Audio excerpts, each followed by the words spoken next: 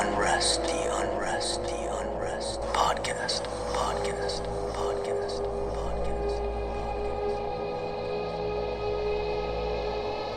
Hello, and welcome back to the Unrest podcast. I'm Caitlin Stansel. And I'm Madeline Green. If you haven't already, please subscribe to the Unrest podcast so you can stay up to date on all of our many spooky stories and real life haunts that we love to share with you each week, besides last week because it was Thanksgiving. And that's a spooky story in itself if you have a crazy family, but we don't, do we, Caitlin? No, we have great families, but I was sick, so it was a little bit of a spooky Thanksgiving for me because I didn't really get to enjoy it, but that's okay. No fun. How was yours? Mine was great. As you know, we have a very diverse family. So on my mom's side, her sisters used to travel. They married men from all over the world. And so I have cousins that are adopted. I have a lot of my family live in Dubai. So it's always fun to kind of come together and see how their year has gone because they do spend time in other areas. And I mean, you know, North Carolina, we just don't get that diverse there in the Union Grove area. That old Yad Tell, is that what it's called? Yes. No, that's awesome. I'm sure it's so fun to hear every year, you know, what they've been up to. And you know what else I love to hear about?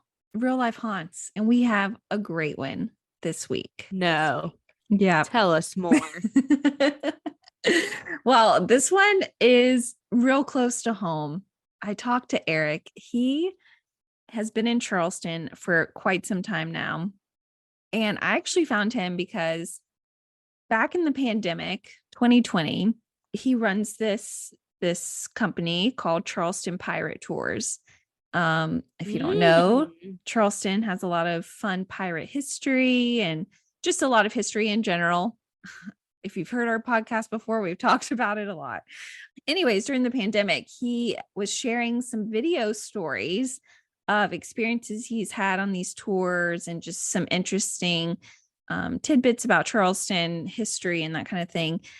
And I put that back in my memory and I was like, okay, I'm going to talk to him at some point for the podcast. And I finally got to catch up with him and he shares a couple of great stories. Two of them focus on this alleyway called Philadelphia Alley and just some interesting experiences that happened there. And also one sort of personal story to him about an experience that just was really touching to him and sort of really justified that there is life after death.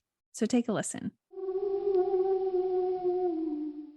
Philadelphia Alley, whenever I give a tour, and I don't take people there every night. It just depends on if I've got time, number one, and number two, how crowded the alley is. Because, there's a lot of people that go in the alley, but they have kind of a skewed, if you will, idea of what the alley actually is. It was just a shortcut between two streets, but it's been given a lot of names like Bloody Lane and Dueler's Alley. But a good friend of mine who wrote a book called Dueling in Charleston, his name is Graham Long. He's one of the guys down at the Charleston Museum. In fact, as far as I know, he runs the place. And he wrote a book called Dueling in Charleston years ago. And I ran into him at a book signing. I happened to be there for another completely different thing, and he was there as well. And I congratulated him on his book, and I said, well, I got to ask you, how many people were shot in duels in Philadelphia Alley? And he said, I can't find any record of anybody ever being shot in that alley or a duel ever taking place in the alley. I should say, I better clarify that. Can't say nobody was ever shot in the alley, but he said, I can't find a record of any duels in the alley.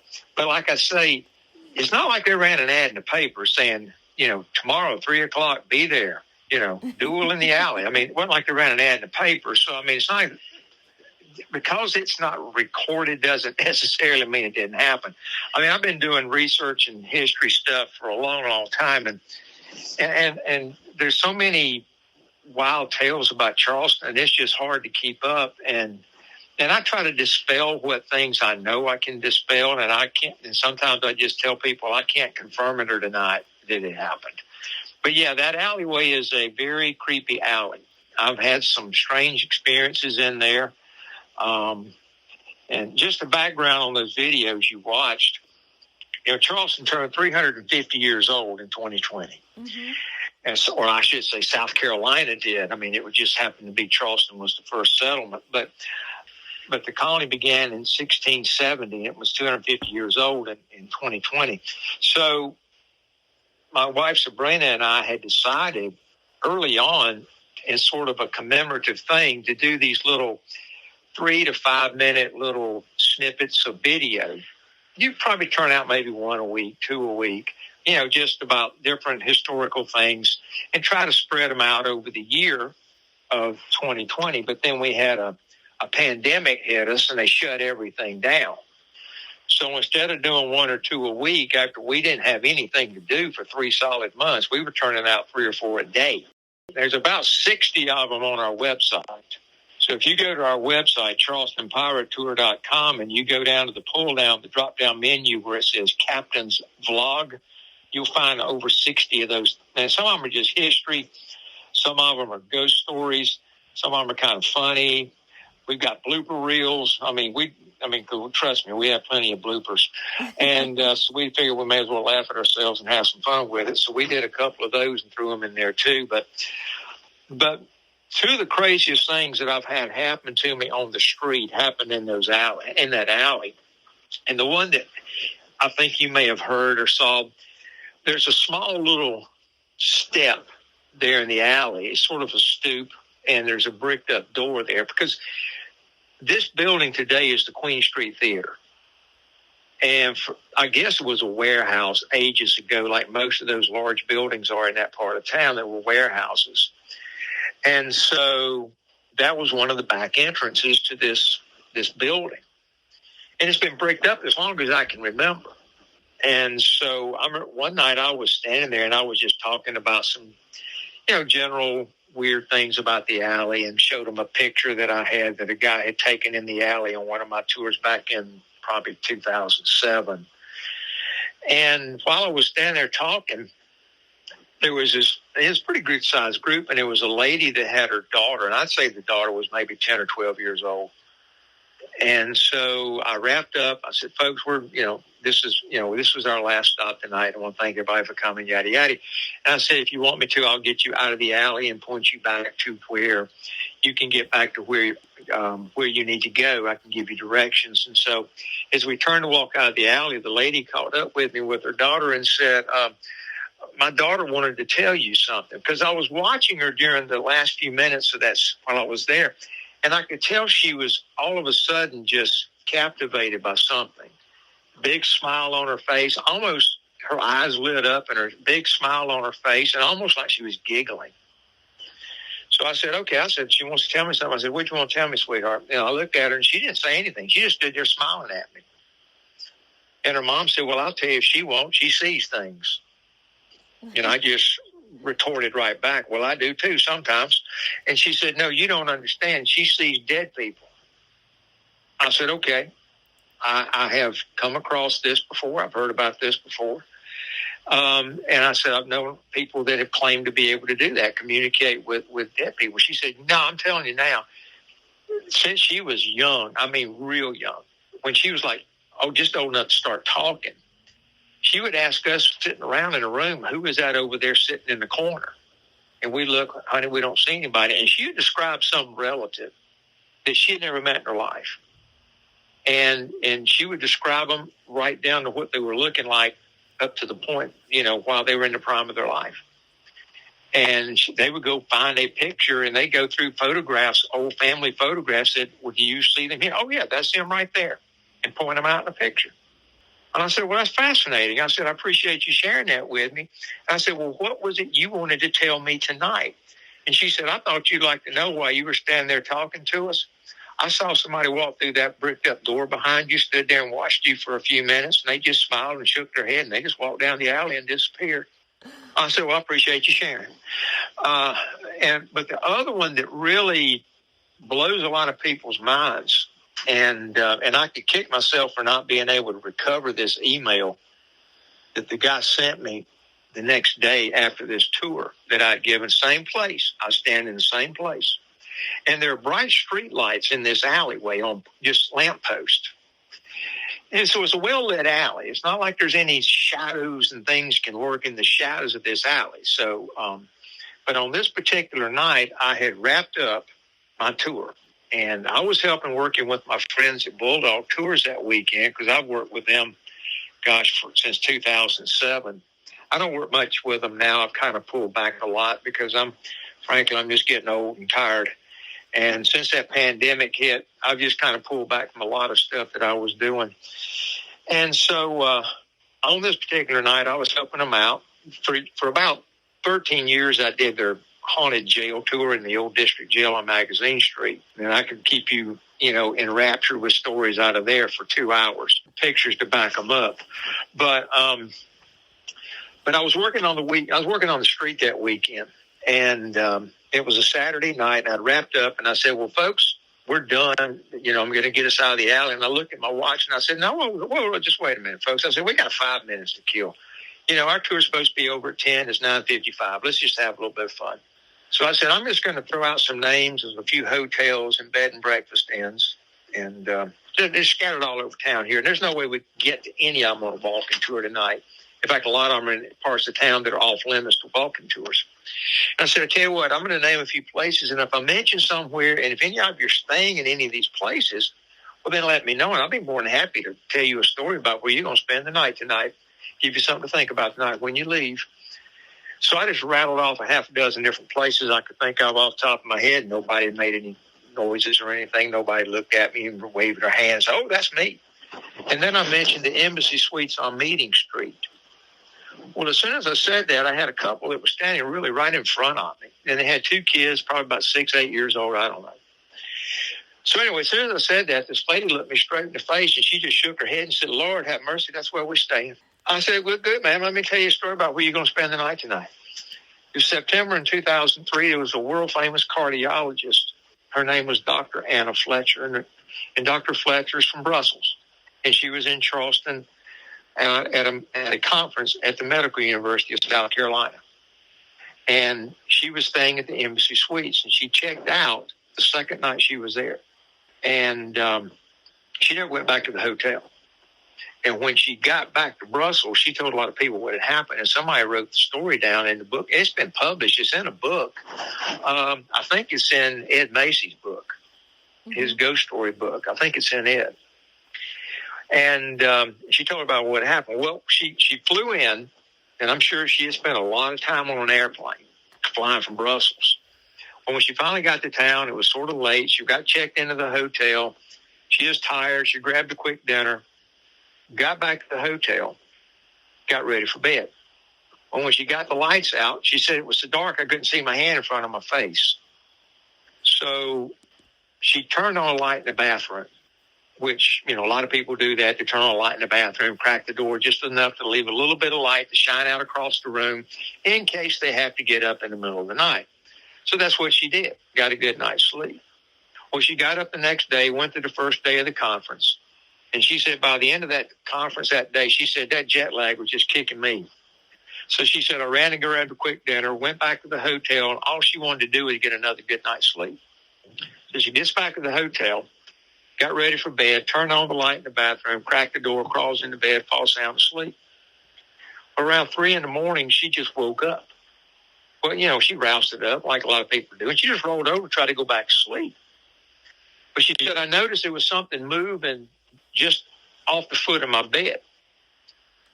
So she said, I kind of rolled back and looked out across the end of the bed into the dark and said, suddenly, this guy in a gray uniform stepped right up to the foot of my bed. Just stepped right out of the dark. And there he was. And she said, I sat straight up in bed. There's a guy standing at the foot of my bed at 3 o'clock in the morning in my hotel room.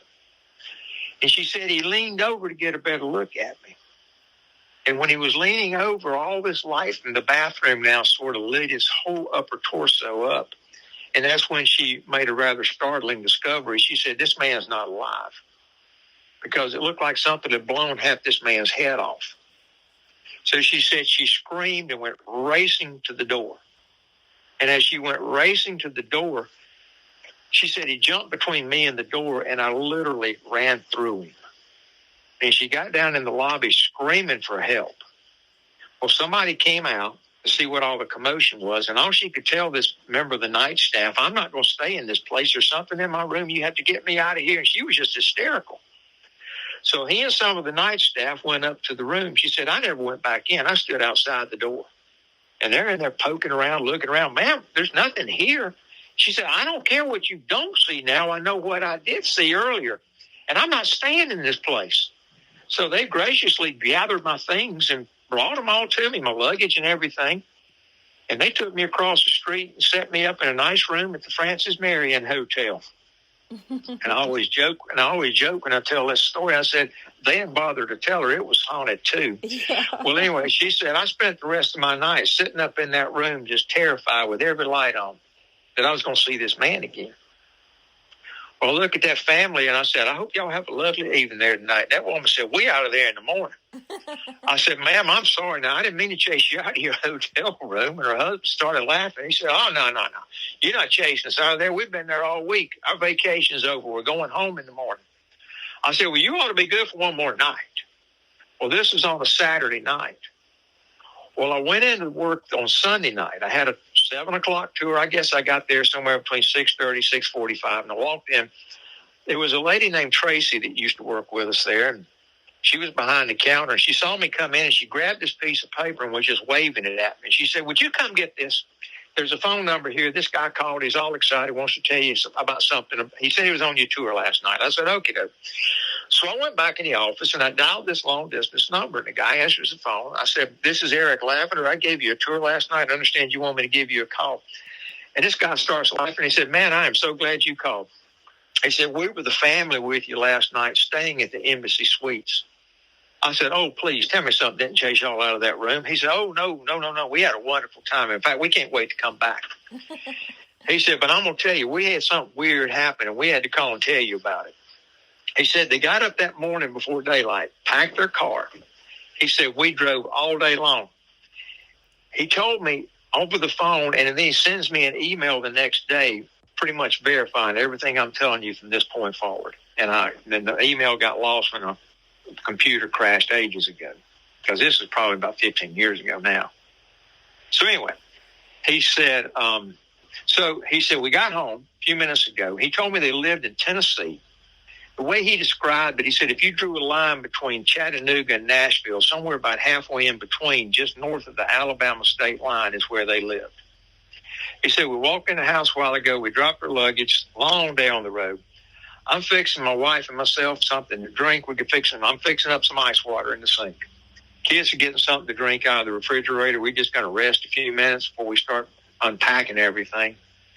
And he said, while I was fixing the water, I noticed there was a message on the answering machine, just one. So he said, while I was fixing our water, I just reached over and hit the play button on the answering machine. He said, as soon as that message started, it freaked us out. He said, it freaked out the kids so bad they ran to the room. He said, my wife just poured her water out and poured herself a stiff drink to calm her nerves and said, you have got to hear this message. Well, at this point, I'm sort of intrigued by it. I said, well, okay. He said, you might not believe it. I said, I don't know. Try me. Well, he laid the telephone by the answering machine and hit the play button. And this is what immediately came over the telephone. Anybody here staying at the Embassy Suites on Meeting Street? Oh, Lord have mercy. That's where we're staying. Well, good, man. Let me tell you a story about where you're going to spend the night tonight. September 2003, there's a world-famous cardiologist. Her name is Dr. Anna Fletcher. She is from Brussels, and she's in charge. My voice on his answer machine from the night before we're standing in the alley. Now, when this played for a few seconds, he picked up the phone and said, what do you think about that? I said, well, I don't know. I said, how'd that happen? He said, that's why we're freaked out.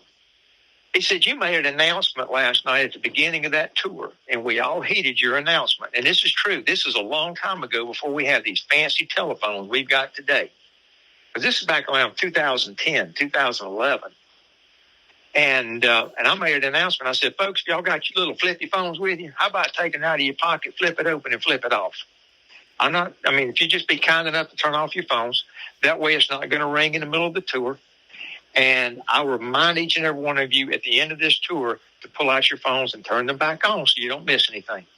He said, I pulled out my phone and turned it off, and it was in my pocket turned off. I'm standing under a street light, and everybody around me I could reach out and touch. And there was not a single phone that I saw anywhere in anybody's hand. But either way, that story I told them, their hotel was waiting on them on their answer machine 350 miles away from that alley when they got home the next day. That is a true story.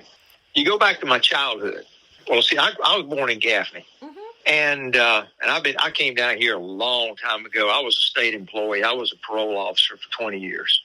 And that was a long time ago because I've been out of that business since 1997, I think. But anyway, we always used to just go up to the mountains, drive up the mountains in the fall to go buy apples. That was just a thing. My mom and dad, my two brothers, we pile in the car. We drive up in the mountains, go buy apples, and drive up there, drive up the Blue Ridge Parkway. Just enjoy the sights, the changing leaves and all this kind of stuff. Well, we had gone up there, and I was around 9, 10 years old, and there was a pull-off on one of the roads, and there's a valley, and there's a range of mountains over there. And we pulled over, and we got out. My dad's, he said, I bet you'll get a kick out of this. So we all walked over, and there was a sign that said the Brown Mountain Lights. There's a range of mountains. It's outside of Morganton, North Carolina. It's called the Brown Mountain Range. And there's this particular mountain. It's kind of a funky-looking thing. And the legend is that there were two warring tribes. I can't remember if it was the Cherokees and it wasn't Apaches, but it was another smaller tribe. There were Cherokees and another tribe, as the legend goes, got into a heated battle somewhere on that mountain.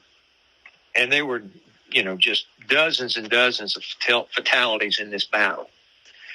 And the legend is the women went looking for their men from the tribe with torches all up and down the mountain trying to find their bodies.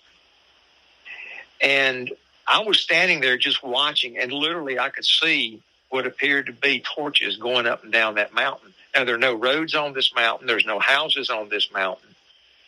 And it's just a legend. And there's other versions of the story as of what they are, of a lost child that people were looking for with torches. There's all kind of crazy stories about it, but that's the one that seems to be the most plausible, that has more of a, I guess you might say, based in more history. But either way, I actually saw those lights going up, bouncing around the side of that mountain. And there's no explanation for it. There's a lot of people that speculate of what it could be scientifically, but I don't think anybody's ever agreed on any of it. But I was hooked. And ever since then, growing up, people, when I was growing up, kids, my buddies would say, well, I'm reading a Batman comic book or one of these other comic books. So are you reading any comic books this week? I said, no, I don't read comic books. I read ghost story books. And I just grew up that way. One of the very first things I did when I relocated to Charleston, this is way a long time ago before there were organized tour companies. Once a year, around late October, mid to late October, I think it was the Charleston Preservation Society or the Historical Society would do ghost tours. They would just do a ghost tour. And, they went everywhere. There was no limitations or no regulations or anything. And, man, it was and that was one of the very first things I did when I got down here, because I knew the haunted history of Charleston. Now, the only story I remember them telling, I remember they told the story of the first time I heard the story of Lavinia Fisher, who haunts the jail. And I can verify that because she used to follow me around when I worked in that jail. I got pictures of her. And, but of course they told the outlandish story that has absolutely no basis in truth, that she was a serial killer. She never killed anybody. She and her husband were executed for highway robbery, which really and truly is such thin evidence that they actually committed the crime. I doubt they would be convicted today. But either way, that's neither here nor there. But after that, I was way too busy to try to get more involved with tour stuff. And then tour companies began to pop up when I got out of law enforcement. I said, well, I need to do something. I'm too young to retire. So I became a tour guide. That was in 2007. I had done some other odds and ends and decided I wanted to do something a little more fun. And, went to work at Bulldog. And John Laverne hired me, and I think we might have had, when I went to work with him, there might have been 10, 15, 20 guides at the most. And I think he's probably got 60 or 70 guides now. But of course, he's branched out and does a lot more variety of things. But I was just doing strictly ghost tours. And then I started getting into more historical things. And then I started doing pirate stuff and started really doing a lot of, extensive research into what actually took place with pirates. And, just kind of kicking Hollywood to the curb about things that happened around here with pirate stuff. But that's kind of my background, if you will. Charleston's got some really strange history. It really does got some dark history and some ugly history. And I guess if you believe in the paranormal stuff, then I think it just lends itself to that. Based on some of its dark history, some of its quirky history, that it just sort of lends itself to that. And a lot of people have had some horrible ways of going. I mean, Lord, listen, we've had earthquakes, fires, wars, hurricanes, tornadoes. I mean, there's a lot of opportunity for people to have lost their lives in some horrible, tragic way. And, I mean, if you ever go through graveyards or cemeteries, it's kind of sometimes easy to spot some of these deaths that were really, somebody wasn't really prepared for that death. If you ever notice when you've gone through a cemetery or graveyard, you might see a grave marker that looks like a Corinthian column, like you would see holding up a big porch. Mm-hmm. But if you look at the top of it, it's broken, and there's a wreath hanging on it. That is a symbol of somebody who died unexpectedly when they shouldn't have. When our daughter, she's 23 now, when she was 3 years old, my wife's mom passed away. And so she might have been 4. I can't remember. It's been a long time ago now. When you're my age, you forget these things. But she was 3 or 4 years old when she passed away. And it's the first time she'd ever experienced a death of someone that close. Mm-hmm. But she was really, really, resilient with it. I mean, she was good because she knew that she had not been in best of health. But anyway, that happened. Well, she got through it pretty well. Well, her birthday is in May, and the following May after her passing, all she wanted for her birthday was one of these big wooden swing sets. I'm sure you've seen these things. Mm-hmm. In fact, there's companies that just specialize in those things. Well, I found one. I think I bought it at Lowe's. I had to order it, and I had to rent a truck to go get the thing. It must have been about 150, 200 pieces and about 9,000 screws. So I got it, and I got the backyard where I was going to build it just pristine, because one of the things that I wanted to make sure of where I was putting it, because we live on the Isle of Palms, our yard, gets, and especially in the fall, that's when the sand spurs come up in late August and early fall. And if you've ever experienced them, you'll never forget your first time, believe me. So I want to make sure all these were out of there. And so I put down this pre-emergent stuff that kills them off. And I just really groomed the lawn, and I started building this thing. Well, it took me weeks to build it because that's when my wife and I were both working in radio. I was working in advertising sales, and so was she. And we both worked for a radio station group here in town. And so I'd work on it in the evenings when I get off work. Well, Ariel, she'd come out. Is it ready yet? Is it ready? No, sweetheart, I'll let you know when it's done. I'll let you know when it's done. And this is your birthday present. It's not your birthday yet. Well, I got it finished probably, I don't know, a week before her birthday. And her birthday was on a Saturday that year. So I finished it up, and I kept telling her it wasn't ready for her to play on it. I said, no, not quite. I still got to do a little more tightening on these screws and whatnot. So, well, when I was done, I was out there one evening. I was just making sure that the yard was still good around it because I didn't want her to get into all those stickers and get them in her shoes and her socks and in her feet and all that, and in her hands if she fell out of a swing. Well, I noticed that there was something growing out of the ground, and I couldn't figure out what it was. It was about as big around as my thumb, and it was about 3 inches out of the ground. I thought, well, that's interesting. What in the world was this? I just left it alone, didn't pay any attention because I knew it wasn't anything that was going to hurt nothing. Well, a couple of days later, I went back out there just to kind of look around because I'll keep looking like I was working on it because I didn't want her on it until it was her birthday. Well, this thing that I saw was now almost 2 feet high. It was like a big dark green. I thought it was bamboo, but it wasn't because it was smooth. I thought, well, this is weird. I don't wonder what this thing is. And it just kept growing. Well, I didn't go back in the yard again for a couple of 3 more days. And then it was her birthday. And I told her, I got her out of bed. Sabrina and I got her up. I said, sweetie, it's your birthday. And your swing set out back is done. You can go play on it. And she went ripping through the house and out the back door. And I told Sabrina, I said, well, let's go out there. Let's see how she likes it. So we went out there. And she was on this little swing thing and back and forth, back and forth. And now this thing that was growing out of the ground is almost 3 feet tall.